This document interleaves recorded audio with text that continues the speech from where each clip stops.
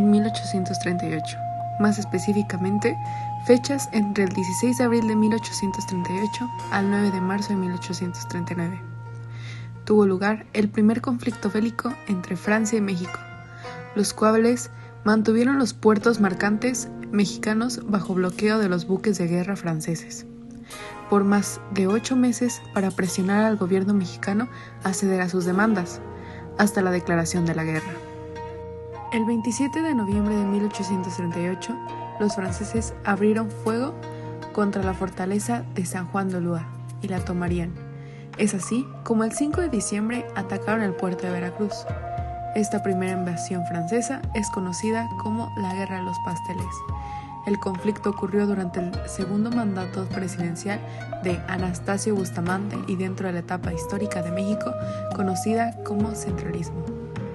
España no renunciaba a la idea de recuperar su colonia, como ellos lo decían, fuente inagotable de recursos y mano de obra explotada.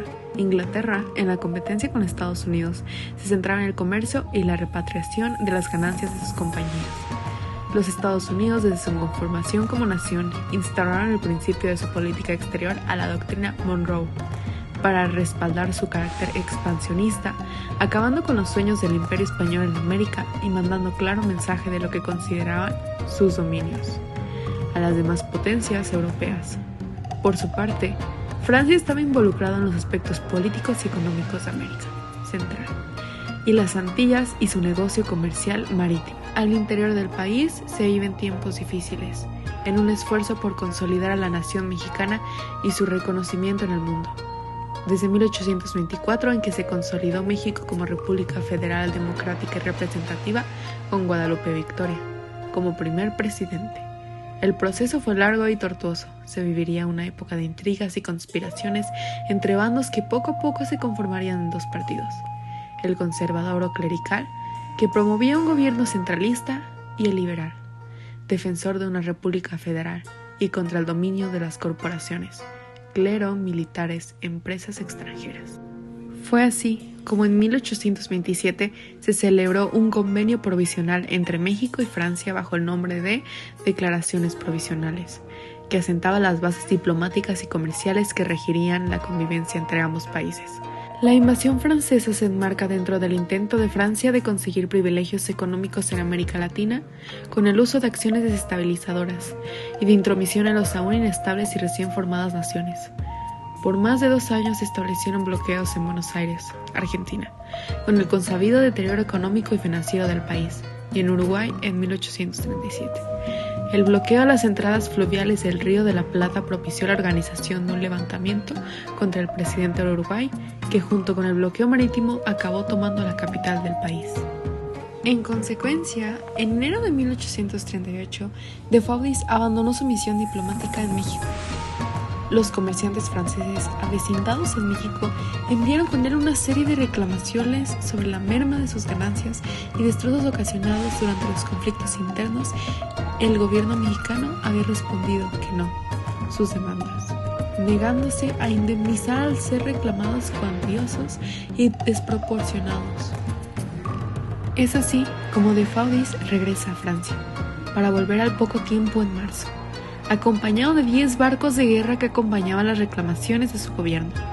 Fondearon frente a la isla de Sacrificios, Veracruz. De Fauvis envió una nota extraordinariamente ofensiva al gobierno mexicano con el carácter de ultimátum, con vencimiento el 15 de abril, amenazando con invadir el territorio mexicano si México no cumplía sus condiciones. Esto lleva a una controversia diplomática que no tuvo solución, por lo que el comandante M. Bassouchet envió un oficio al comandante de Veracruz, el general Rincón, anunciando el rompimiento de relaciones entre ambas naciones. Es justo en ese momento cuando las amenazas francesas se deshicieron realidad. El 16 de abril de 1838 se inicia con un bloqueo naval de las costas mexicanas por fuerzas francesas que reclamaban indemnizaciones, el pago de la deuda externa y además la destitución de un juez, un general y un coronel. La situación en el puerto de Veracruz y San Juan de Ulúa se vuelve crítica, informaban los generales Rincón y Gaona. Al igual que no contaban con dinero para medicinas, no llegaba ayuda para la defensa en caso de ser atacados.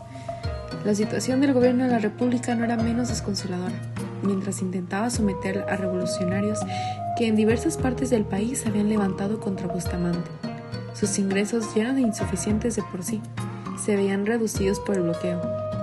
Es así como el 26 de octubre en la fragata Nereidas llegó el ministro plenipotenciario de Francia, el contraalmirante Charles Laudon, el cual solicitó permiso para trasladarse a la Ciudad de México, llegando ahí el 1 de noviembre. Para iniciar negociaciones, el gobierno mexicano pidió que se suspendiera el bloqueo mientras éstas se realizaban, a lo cual se negó, y para el día 4 ya estaba de regreso en Veracruz. Las negociaciones continuaban y el 17 de noviembre y sus suspensiones de bloqueo se reunieron en Jalapa. Fue así como Remontel reclamó al gobierno mexicano una absurda indemnización de 60,000 pesos, una suma exagerada para la época. Por este motivo es que a esta intervención militar se le conoce en México como la Guerra de los Pasteles.